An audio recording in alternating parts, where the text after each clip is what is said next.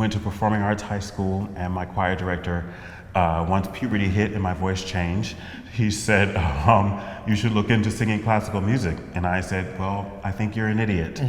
I'm Michael Muhammad. I'm Kenneth Overton. I'm Rich Coburn, and this is our story.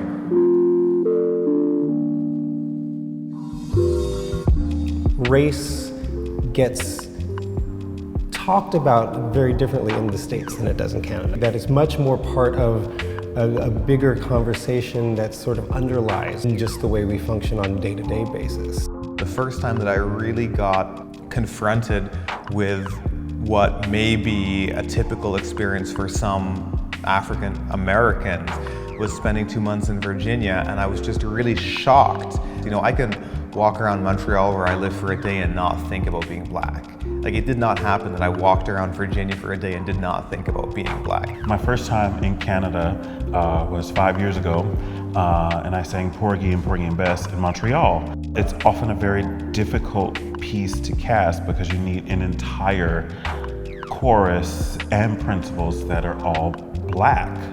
So when I got called to come and do it in Montreal, I was like, wow, there are a lot of black people in here, but they're not black Americans. They were mostly from the Caribbean, some directly from Africa. And so that was really sort of interesting. As a Canadian, I haven't been forced to confront a lot of ideas, and I've been able to sail through because I've not hit up against things in a direct way. One of the things that's been super exciting for me about this project is that a lot of questions about how I identify, especially with regards to race, are ideas that I've got to dive into in a deeper way. And as we've been trying to put together this program and talk about what does it mean to be black in Canada, black in America, what is our shared experience, what's our different experience, I've really got to dive into a lot of that stuff. For me, if this show is a success, it means that we have invited somebody in to have a different perspective, have a different question than they'd ever thought about asking. Like, there's no answer, just have the question. The commonality is art. And so if we use our art, if we take the responsibility as artists to share our experiences, it can only help.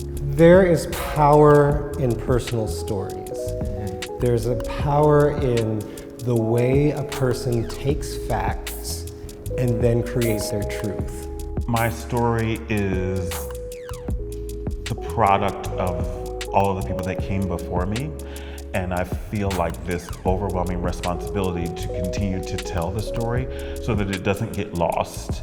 Tell the truth, my truth, where it comes from, and hopefully that somebody will either understand it, get it, relate to it, disagree with it. You know, all of those things are great.